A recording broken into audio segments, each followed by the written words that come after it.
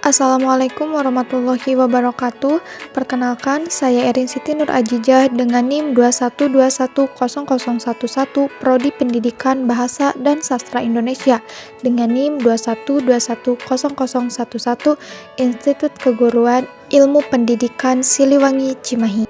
Video informasi ini bertujuan untuk memenuhi salah satu tugas akhir semester mata kuliah Pendidikan Kewarganegaraan dengan dosen pengampu Bapak Pianugraha MPD.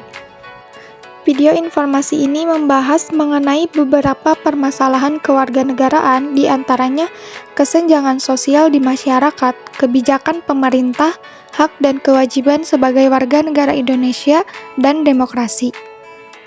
Kesenjangan sosial di masyarakat. Kesenjangan sosial merupakan suatu kondisi di mana ada hal yang tidak seimbang di dalam kehidupan masyarakat, entah itu secara personal maupun kelompok, di mana ada ketimpangan sosial yang terbentuk dari sebuah ketidakadilan distribusi banyak hal yang dianggap penting oleh masyarakat. Kesenjangan tersebut seringkali dikaitkan dengan adanya suatu bentuk perbedaan yang sangat nyata serta dapat dilihat dalam segi keuangan masyarakat, seperti kekayaan harta. Terlebih untuk hal kesenjangan dalam bidang ekonomi, sekarang ini sangat mudah dilihat dari adanya potensi serta peluang yang tidak sama dalam posisi sosial di masyarakat. Pemirsa, Bank Dunia menyatakan bahwa kesenjangan dan ketimpangan yang terjadi di Indonesia sudah semakin meluas sehingga pemerintah perlu melakukan penanganan yang serius. Di Karawang, kemiskinan memaksa seorang nenek beserta anak dan cucunya harus tinggal di sebuah gubuk beratap terpal. Kemiskinan menyisakan persoalan ketimpangan. Sebuah penelitian mengungkapkan bahwa di Indonesia, anak yang tumbuh di keluarga miskin cenderung memiliki pendapatan yang lebih rendah dibandingkan dengan orang dari keluarga tak miskin. Beberapa pekan terakhir, Komnas Perempuan dan Kepolisian setiap hari menerima laporan atas kasus kejahatan seksual terhadap perempuan dan juga mirisnya korbannya banyak yang masih anak-anak. Dampak dari adanya kesenjangan sosial. Seperti yang kita ketahui, bahwa kesenjangan sosial adalah sesuatu yang buruk. Jadi, dampak yang dihasilkan juga buruk untuk kesejahteraan masyarakat.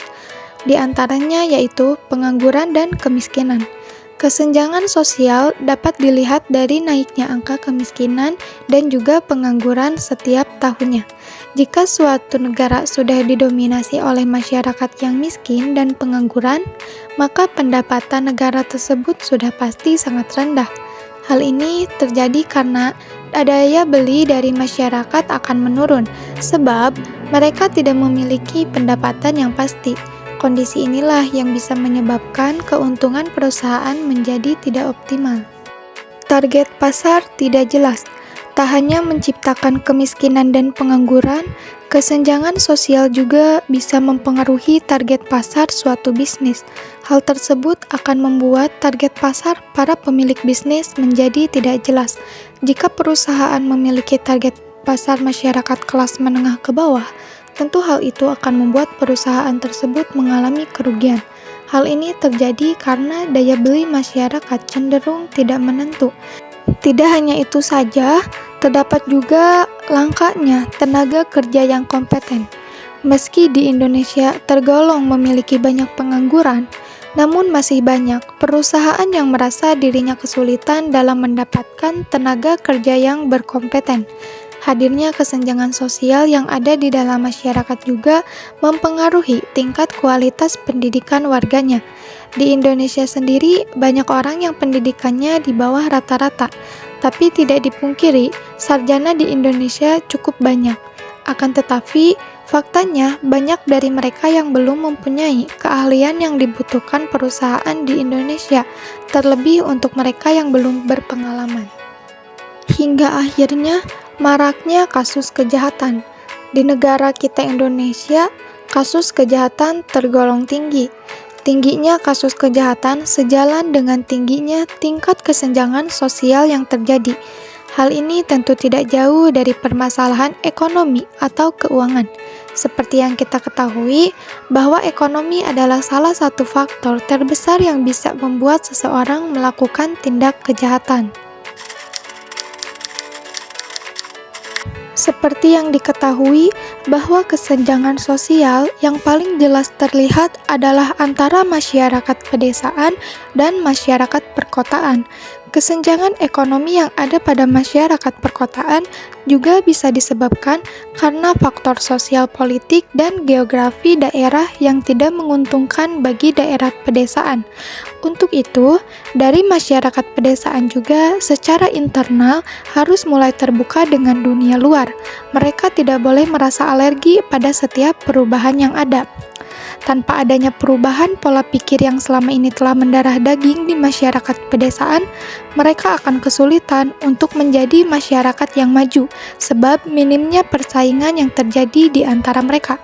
Masyarakat yang hidup bersama dengan mata pencaharian yang cenderung sama antara satu dan yang lain, biasanya tidak mempunyai motivasi yang kuat untuk saling bersaing.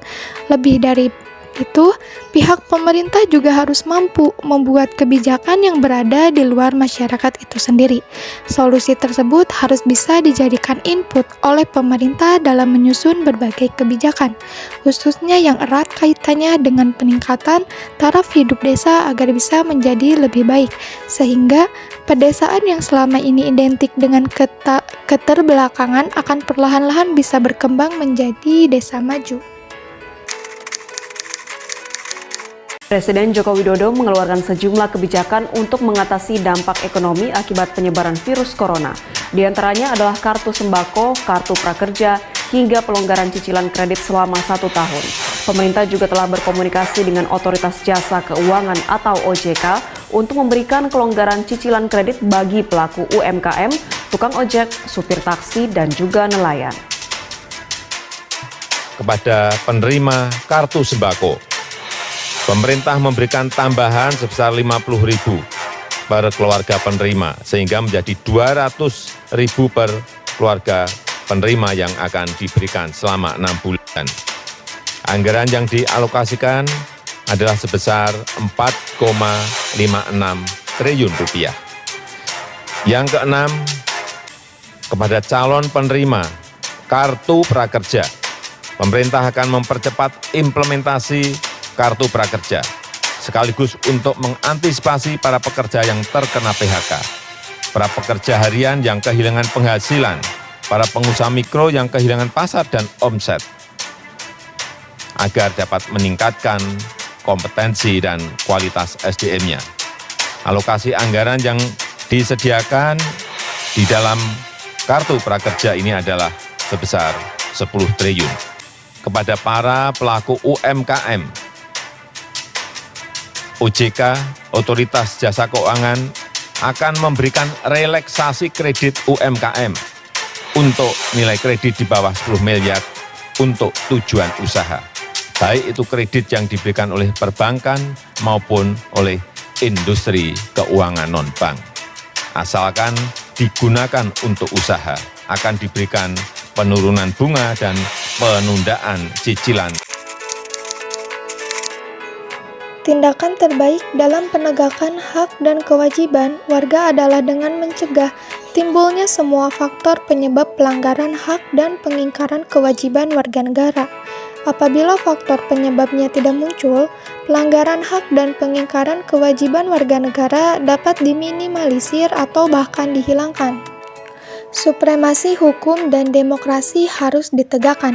Pendekatan hukum dan pendekatan dialogis harus dikemukakan dalam rangka melibatkan partisipasi masyarakat dalam kehidupan berbangsa dan bernegara.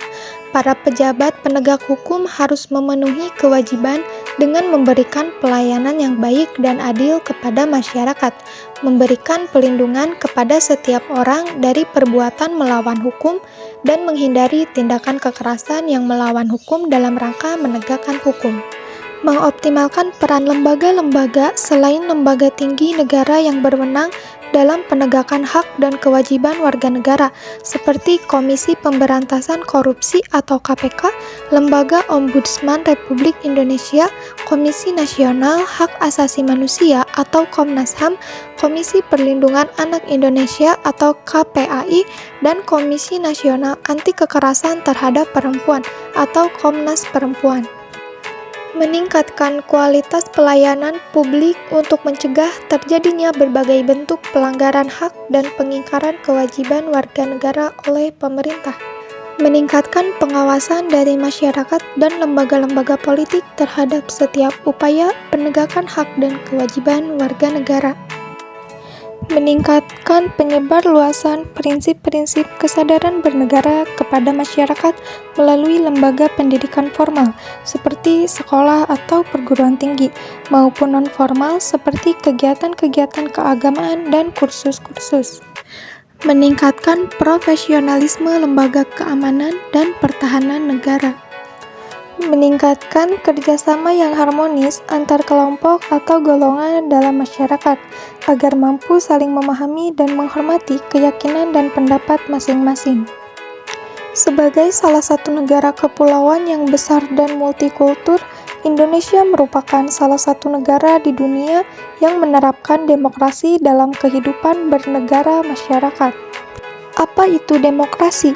Secara etimologis, dalam bahasa Yunani, demokrasi berasal dari kata demos yaitu rakyat dan kratos yaitu kekuatan, yang secara harfiah apabila digabungkan memiliki makna kekuatan rakyat. Demokrasi Pancasila merupakan representasi dari realitas masyarakat Indonesia yang memiliki ciri beragam atau multikultural, namun tetap menempatkan budaya gotong royong dan persatuan di atas segala perbedaan. Penerapan konsep musyawarah untuk mencapai suatu mufakat yang selama ini kita kenal di masyarakat juga merupakan bukti bahwa demokrasi Pancasila bertujuan untuk mengutamakan keselarasan, keseimbangan, dan keselamatan bangsa di atas kepentingan pribadi maupun golongan. Sejak memasuki era reformasi, konsep demokrasi semakin nyata didengungkan. Hal ini terlihat dari kebebasan pers dan kebebasan berpendapat di kalangan masyarakat dalam mengkritik pemerintah. Namun di sisi lain, era reformasi juga membawa dilema untuk bangsa ini. Salah satunya adalah karena kebebasan berpendapat kerap disalahgunakan sebagai penegasan terhadap identitas kelompok tertentu atas nama mayoritas. Hal tersebut tentunya menjadi permasalahan tersendiri bagi bangsa ini, dan secara potensial ini dapat mencederai hakikat demokrasi Pancasila. Sebagai upaya menjalankan demokrasi yang bebas, adil, dan jujur, penentuan pemimpin harus dilakukan melalui pemilihan umum yang melibatkan penuh aspirasi rakyat, atau kata kuncinya adalah legitimasi. Musyawarah untuk mencapai mufakat, yang merupakan prinsip utama demokrasi, juga harus dilakukan secara bertanggung jawab, karena dengan cara inilah rakyat dapat menentukan harapan bersama dengan tetap menjaga harmoni dan stabilitas sosial politik.